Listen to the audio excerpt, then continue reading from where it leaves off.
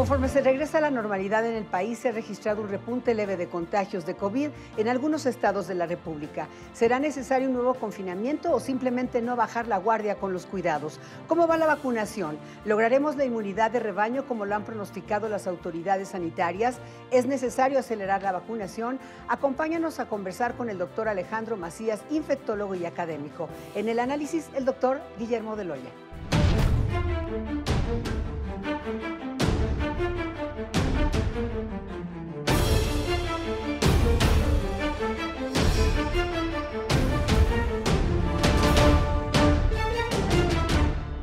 Doctor Alejandro Macías, muchas gracias por esta entrevista para Ruta ADN 40 y gracias porque nos pone usted el ejemplo ahora con la mascarilla. Le decía que es muy popular, pero que ahora lo vemos con mascarilla. Sí, Estela, es que mira, estoy en un lugar público y hay que seguir la normativa, aunque yo ya estoy vacunado. Muchas gracias. Muy bien. Doctor, ¿era previsible que después de una disminución de contagios hubiese este repunte con estos semáforos verdes, en fin, mayor actividad? ¿Era previsible el repunte? Sí, era completamente previsible. Primero, porque están retomando actividades. Segundo, porque hay algunas zonas de las ciudades y de la República que no fueron muy afectadas en las primeras oleadas. Y este virus, tarde o temprano, va a entrar en los lugares donde no ha entrado con fuerza. Y además, también lo que ya es evidente es que este virus, tarde o temprano, va a infectar a los que no estén vacunados, ¿eh? O sea, que nadie se equivoque. El que no se vacune tiene muy alta probabilidad de enfermarse. Si no es este año, va a ser el que entra, si le toma 10 años o 20 años, pero finalmente se va a infectar si no se ha infectado. Entonces es muy importante que recordemos que hay que ponernos la vacuna, la que nos toque cuando nos toque. Las nuevas variantes están en México y se podría deber el repunte a ello o es parte solamente de este repunte. Sí, es multifactorial, Estela. O sea, esa es una parte nada más. Pero en México las nuevas variantes no han sido el problema, ¿eh? El problema ha sido que todavía no alcanzamos a vacunar a todo el mundo, porque las vacunas siguen siendo eficaces contra todas las variantes existentes, contra algunas más que otras, pero te cambian al menos una enfermedad grave por una enfermedad leve. Ese va a ser un problema cada vez más en México, pero hasta ahora no lo ha sido serio, ¿eh? Ujú. Usted ha hablado mucho de que es necesario acelerar la vacunación. Sí, es necesario. De hecho, si en México está llegando vacuna, no tiene por qué quedar 10 millones de vacunas, por ejemplo. Y yo creo que habría que descentralizar un poco más las cosas. Los estados que vayan más rápido, pues a ellos mandarles más vacunas. Si un estado va muy lento, pues ni hablar, pero donde vacunen rápido, allí hay que poner las vacunas, donde vacunen rápido. Está al pendiente de cómo se comporta entonces la población, porque muchos no han querido vacunarse, doctor. Sí, está bien que queramos que todo el mundo se vacune, está bien y más o menos a tiempo, pero si hay poblaciones rezagadas, bueno, pues seguir avanzando con con las que permiten la vacunación muy rápido. Hay estados muy eficaces para vacunar. Yo, por ejemplo, vivo en Guanajuato. En Guanajuato la vacuna se acaba casi en cuanto llega. Entonces, es muy importante que la vacuna se distribuya rápido y en cuanto llegue ya se está poniendo. Doctor, por ejemplo, en la zona norte llegaron varias vacunas, casi 1,5 millones de las que mandó Johnson Johnson, y ya están vacunando incluso a mayores de 18 años de edad. Esto con la idea de que se reabra el comercio, el turismo, porque es bien difícil conciliar el tema de la reactivación económica digamos, o con cuidado y sin poner en riesgo a la población. Sí, mira, o sea, hay que entender también eso, Estela, a la larga. Ni tan a la larga, en los años venideros, si no nos vacunamos, no vamos a poder volver a nuestra normalidad como la conocimos antes, ¿eh? O sea, la vacuna va a tener que bajar, inclusive a no solo los de 18 años, y casi seguramente inclusive a los jóvenes y a los niños en el futuro. Vamos a tener que vacunar todos en el transcurso de los meses y años venideros. Sí. Ahora, este programa, digamos, que abarcara, bueno, ahorita solamente es en la frontera norte a mayores de 18 años, pero que abarcara incluso a adolescentes, como ocurre en Estados Unidos, o preadolescentes a partir de los 12 años, le va a tomar un tiempo a nuestro país. Sí, claro, por lo menos yo creo que eso ya lo estaremos viendo prácticamente para el año que entra. Este año nos va a tomar llegar hasta los de 18 años y muy probablemente tengamos que ir avanzando y en el futuro casi seguramente tendremos que vacunar inclusive a los niños. Me refiero a los niños desde ya se está probando la vacuna en niños hasta de 2 años o menos, inclusive con la vacuna de Pfizer y Moderna. Entonces vamos a tener que hacer esa vacunación en la medida que ya tengamos vacunados a los adultos. Pero va a tomar por lo menos yo creo este año y buena parte del siguiente. Buena parte del siguiente. Doctor, a propósito del regreso paulatino ordenado a las clases presenciales también en varias partes del país, incluida la Ciudad de México, ¿qué recomendaciones daría digamos, no solamente a los padres de familia, sí deben mandar a los niños a la escuela, si bien es voluntario o no los deben mandar, y a las autoridades escolares? Mira, en todos los lugares donde se está reabriendo a las escuelas, Estela, es, digamos, de manera híbrida y no es obligatorio, hasta donde yo sé, por lo menos en todos los lugares, es todavía un sistema en el que va el que puede y no va el que no puede. Entonces, a ver, cada quien tiene que evaluar sus circunstancias.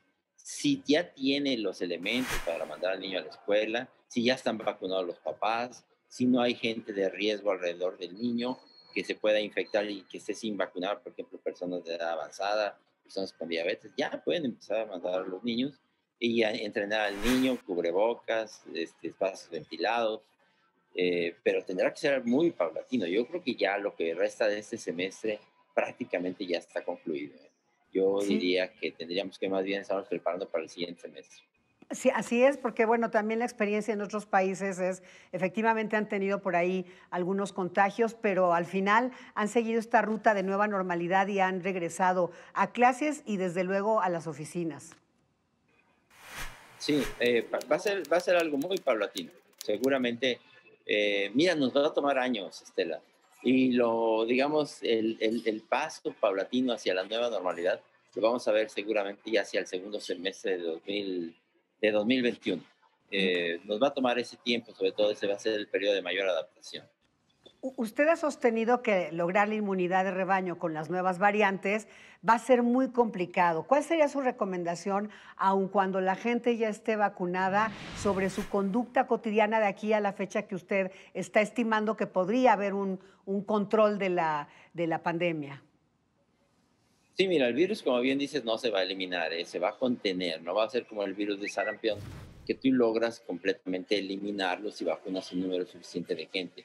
No, aquí el virus no se va a ir. Mientras no nos anuncien que la epidemia ya se terminó, tenemos que seguir en espacios públicos, como estoy yo ahora, con el uso del cubrebocas, la sana distancia, el ventilar los espacios, el ventilar los espacios cerrados, hacer las cosas desde casa todavía mientras se pueda, los que puedan, y todo ese tipo de medidas, seguirlas haciendo mientras no se decrete el fin de la pandemia. Ujú. Sí, esas son las importantes, no los famosos tapetes sanitizantes. Esos ya les podemos No, decir adiós. mira, hay cosas que hay que dejar. Las aspersiones de antisépticos, los túneles esos de antisépticos que te ponen a las entradas de algunos negocios, los tapetes sanitizantes. Todavía veo restaurantes que te ponen un spray antes de entrar. Estoy ahora en un hotel que se dice el pecado, pero no el pecador. Llego y me encuentro la habitación cerrada y dice, esta habitación está sellada y está desinfectada para usted. Eso no funciona. Lo que yo prefiero mejor que la habitación esté ventilada, eso es mejor. Hay que entender pues los mecanismos de transmisión y dejar de hacer cosas que solamente digamos, nos alteran la logística de la vida diaria y no sirven para nada. Claro. Doctor Alejandro Macías, le aprecio mucho su participación en medio de la intensa actividad que tiene usted siempre, pero en particular con la pandemia. Muchas gracias, Estela. Me da mucho gusto estar con tu auditorio. Cuídate, que se cuide tu Hasta auditorio. luego. Muchísimas Hasta gracias, luego. el doctor Hasta Alejandro luego. Macías. Y bueno, vamos ahora a un primer comentario con el doctor Guillermo Bedoya. La expectativa para una pronta recuperación de los efectos de la pandemia descansa en gran medida en los avances de la vacunación. A medida que los números aumentan en torno a cuántas personas ya cuentan con esquemas completos, no solo en el país, sino en el mundo mismo, se incrementa la sensación de protección y en consecuencia la economía, la apertura comercial y el turismo responden positivamente.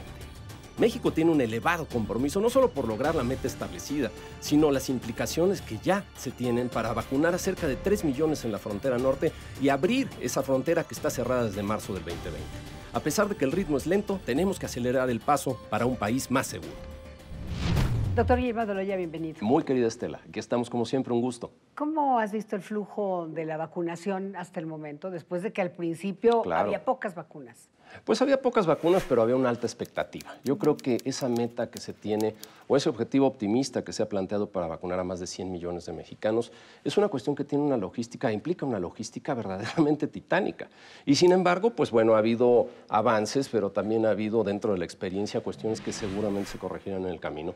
Sin embargo, la reflexión es que nos apegáramos, por ejemplo, a lo que nosotros sabíamos hacer bien en el sistema universal de vacunación, donde prácticamente en una semana vacunábamos a 10 millones de niños y ahora, desafortunadamente, las ventanas de tiempo con las cuales se está vacunando en los municipios son muy cortas, la gente sufre frustración por no alcanzar vacunas y a este ritmo, que es la capacidad ya medida de las propias brigadas de vacunación, que es de 3 millones de personas aproximadamente, estaríamos llegando a esa meta a mediados del 2022 y creo que la oportunidad para poder vacunar es algo que necesita México, de manera acelerada. Sin duda, lo acaba de decir el doctor Macías. Y bueno, precisamente a propósito de la aceleración, para la importancia de acelerar la vacunación, ya hay un regreso parcial a clases, pero también han habido casos, si bien son menos de una decena, en la Ciudad de México estrictamente, pues va a ser inevitable que haya un regreso cada vez mayor,